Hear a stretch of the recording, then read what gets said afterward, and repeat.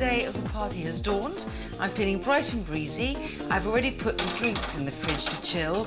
I'm making a cocktail called Filthy Fizz, and the fizz in question is pink Prosecco. Prosecco known in my house for its life-enhancing qualities as Prosecco, so that's done. Water, very necessary. I am an aquaholic. And, oh yeah, a bit of cooking to do, but otherwise, for now, I'm going to go and gather some nuts. While I love to cook up a party, I have absolutely nothing against a bit of selective shopping. And in fact, I'm on my way now to an establishment that specialises in nuts, all too appropriate for this time of year. Hello. Hiya. Now, the hard part is choosing which nuts I go for. Can I start with those corn nuts, please? I love those, and they're very beautiful as well. And those crunchy nuts that look like acorns. Yeah, of course. They really are crunchy. Now, I know I can't claim the idea of buying nuts for a party as divine revelation, but that doesn't mean to say I want them to be ordinary. And anyway, coming to a shop like this makes me feel like I'm gathering treasure rather than just slapping bags in a trolley. Thank you. Thank you. Bye.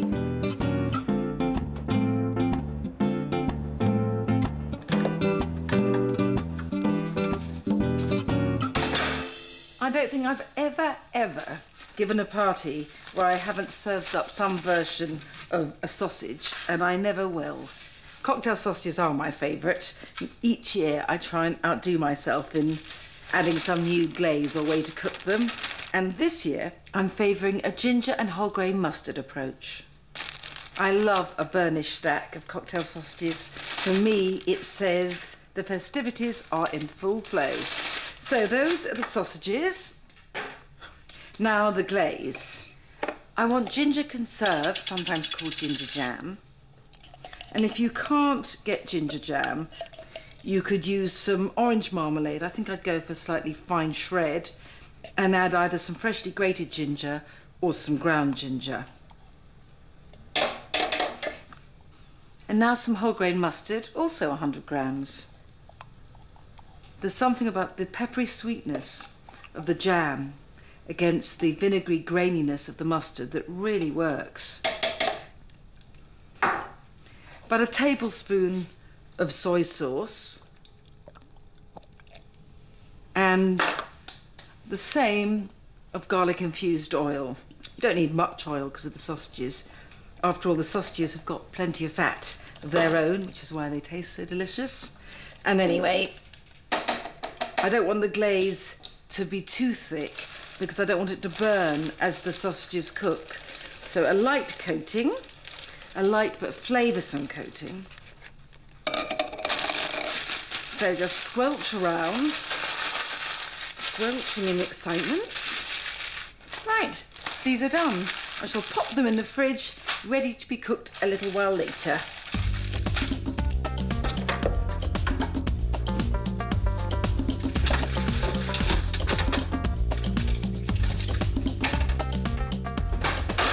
My beetroot dressing is really a puce-coloured puree that I use to anoint some salty, griddled halloumi. You tip these straight into the blender. Got to snip very carefully here so as to avoid a touch of the Lady Macbeths. And a quick blitz to make them into a smooth and silky puree.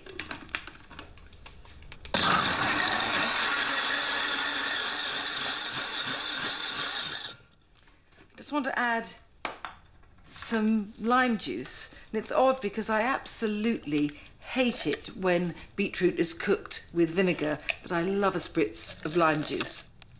I measure randomly. Bit of salt, be careful here. Sorry, darling, little, go steady.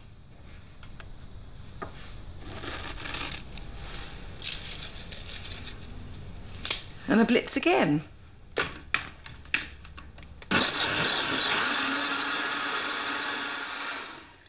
So far, no mess or red explosions, though I shouldn't say that. It's just tempting fate.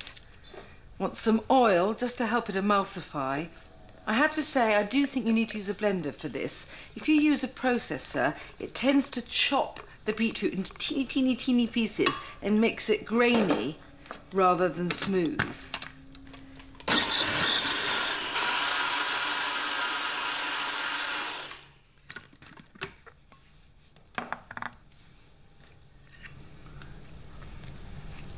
That is it. There's just something about the sweetness of the beetroot with the edge of lime against the saltiness of the halloumi. Yippee. Staggeringly, this wasn't at all messy. Not quite so optimistic about my next task, which is a bit of craft work, and I'm not talking 80s electro pop.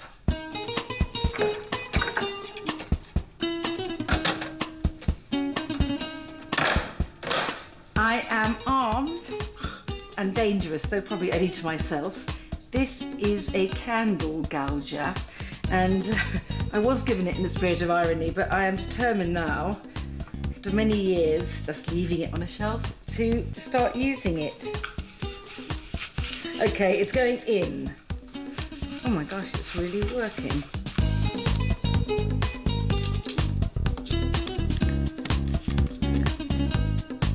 I know my friends will think I've gone mad, but maybe I have. Anyway, here is one. How beauteous is that?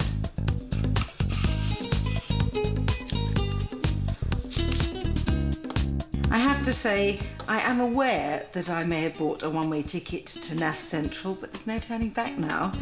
I plan to embark on a cucumber carb. So, stage one of Operation Decoration is accomplished. And these shall illuminate my party tonight.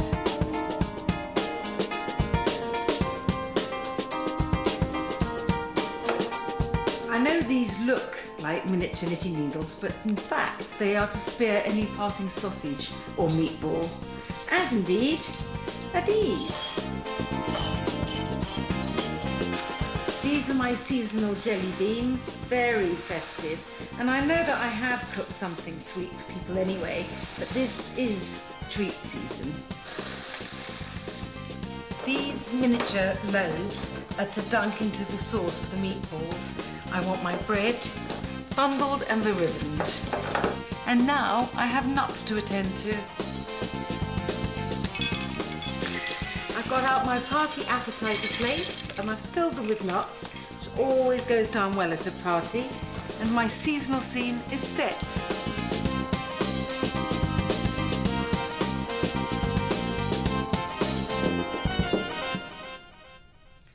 Right, let's see where I've got to with myself. Done a lot. Thing is, I seem to have everything decorated except for myself. So there's a bit of last-minute prinking to the food needed, but actually, rather more work needs to be done on me, so onwards and upwards.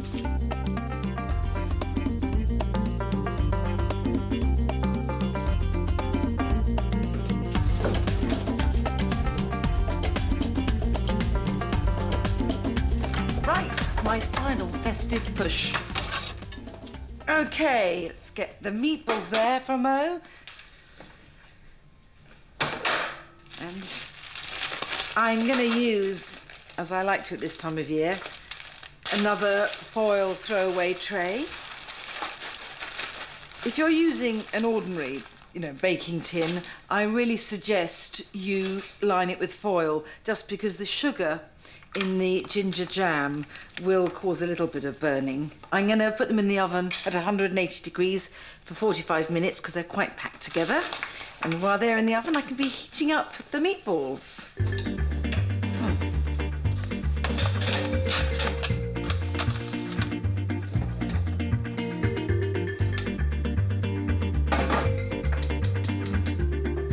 And now, don't laugh, but a bit of bread sculpture. I'm going to fashion a bowl for my sausages out of this loaf of bread. So I'm just cutting a kind of lid off. I think it does have to be a round loaf, but obviously, since you're not eating the crumb, it doesn't actually matter what type of bread. I can't quite believe I've become someone who turns fruit into candles and loaves of bread into bowls. If I start crocheting, please call for help. So the sausages will go in, but I'll tell you what I'm really looking forward to. This bit of crust, when all the fat from the sausages has just oozed into it.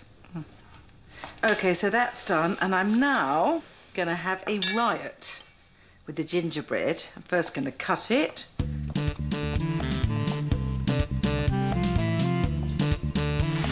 And let's see how many I can get down.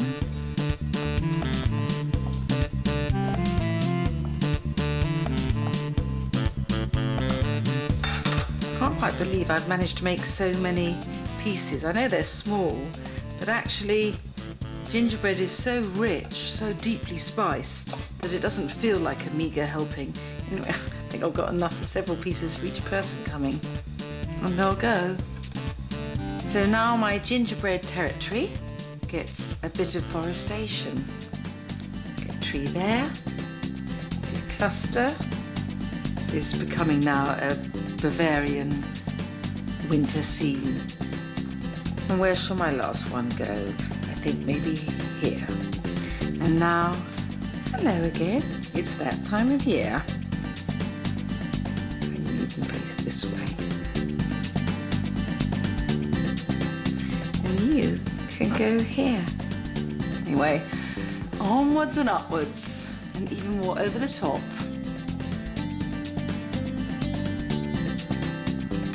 It's gonna snow.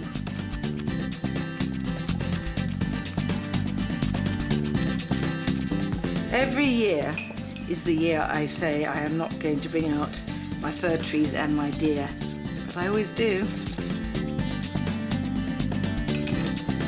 Right, I'm on a roll. Beetroot and halloumi next.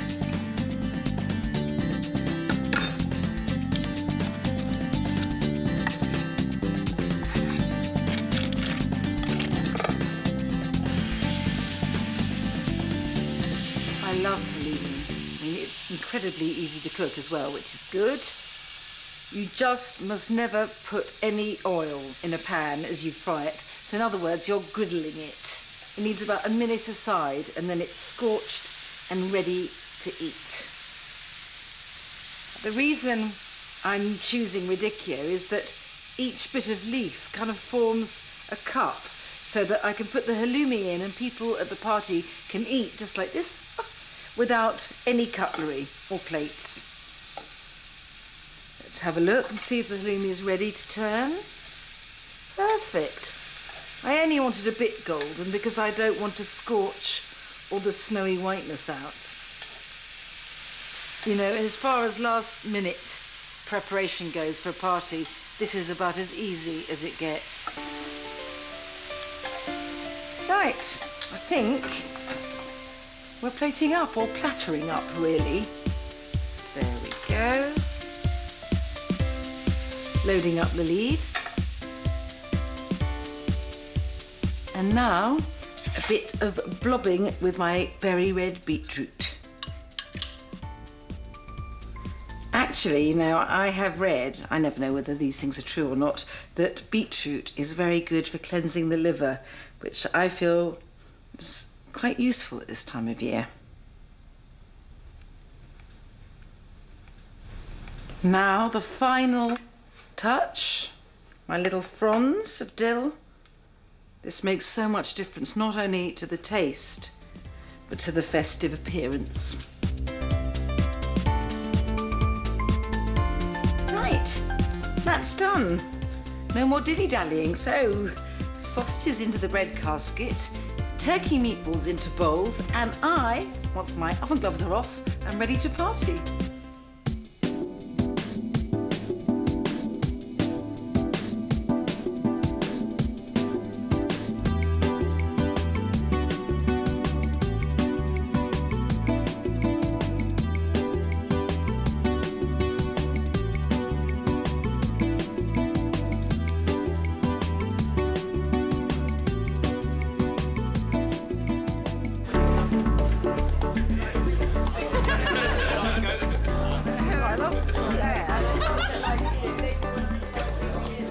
The sound you want to hear at the beginning of a party.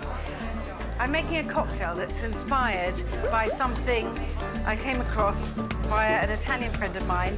She calls it Prosecco Sporco, which literally means dirty Prosecco. Prosecco is Italian fizzy wine. I thought really a better translation, dirty Prosecco didn't do it for me, was filthy fizz.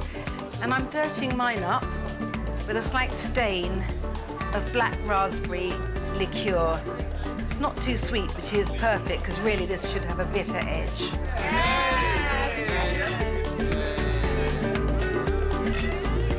guys, get something in early doors. It's some grilled halloumi with a beetroot and lime puree.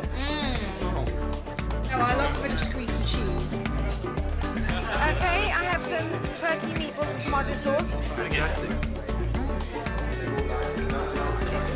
Turn in my direction, I can good. Very good. I come bearing good news. Oh, wow. And sausages. In a bread casket. Firstly, I'm saving up for the bread. I might just have one now, actually. Do you have forks and pencils? I'm not going to be shy. Can I have a parting of the way? If I could sing a carol, I would, but there you are. Fantastic.